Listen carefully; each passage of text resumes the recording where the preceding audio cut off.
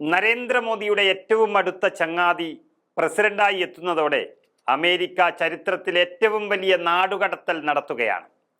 നിയുക്ത American president Donald Trump തന്നെയാണ് ഇത് അറിയിച്ചിരിക്കുന്നത്. അതായത് 2025 ജനുവരി 20-നാണ് ട്രംപ് അമേരിക്കയിൽ അധികാരമേൽക്കുന്നത്. ഇതിനു മുൻപ് തന്നെ US immigration and customs enforcement നാടുകടത്താനായി ഏകദേശം 1.5 ദശലക്ഷം വ്യക്തികളുടെ പട്ടിക തയ്യാറാക്കി കഴിഞ്ഞു. അതിലേറ്റവും പ്രധാനം 18,000-ഓളം രേഖകളില്ലാത്ത ഇന്ത്യൻ പൗരന്മാർ US സർക്കാർ തയ്യാറാക്കിയ ഈ പട്ടികയിൽ ഉൾപ്പെട്ടിട്ടുണ്ട് എന്നുള്ളതാണ്.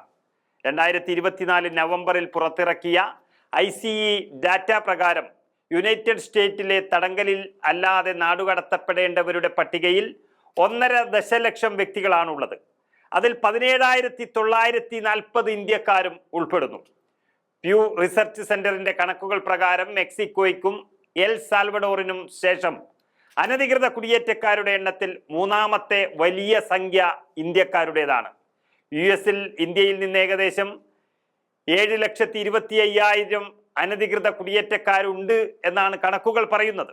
ഒക്ടോബറിൽ ഈ ഡാറ്റ പുറത്തുവിടുന്നതിന് മുൻപ് അനധികൃതമായി ഈ രാജ്യത്ത് താമസിക്കുന്ന ഇന്ത്യൻ പൗരന്മാരെ നാടുകടത്താൻ US-ന്റെ ചാർട്ടേഡ് വിമാനം തന്നെ ഉപയോഗിച്ചിരുന്നു.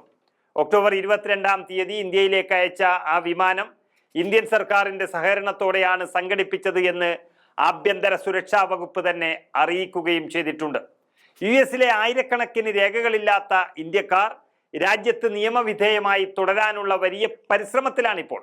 പക്ഷേ അതിനി സാധ്യമാകുമെന്ന് അത്ര ഉറപ്പില്ല. കാരണം ICEയിൽ നിന്നുള്ള ക്ലിയറൻസിനായി വർഷങ്ങളോളമായി ഇവർ കാത്തിരിക്കുകയാണ്. അതായത് കഴിഞ്ഞ 3 സാമ്പത്തിക വർഷങ്ങളിലായി ശരാശരി 90,000 ഇന്ത്യക്കാർ US അതിർത്തികളിൽ അനധികൃതമായി കടക്കാൻ ശ്രമിച്ചതിന് പിടിയിലാവുകയും ചെയ്തിട്ടുണ്ട്. ICE രേഖപ്രകാരം 2,61,651 അനധികൃത കുടിയേറ്റക്കാർ ലിസ്റ്റിലുള്ള ഹോണ്ടുറാസ് നാടുകടത്തൽ പട്ടികയിൽ 1-ാം സ്ഥാനത്താണ്. അതുപോലെ ഗ്വാട്ടിമാല, മെക്സിക്കോ, എൽ സാൽവഡോർ എന്നീ രാജ്യങ്ങളിൽ നിന്നുള്ളവരാണ് പട്ടികയിലെ അടുത്ത സ്ഥാനങ്ങളിൽ നാടുകടത്താൻ തയ്യാറായി നിൽക്കുന്നവർ.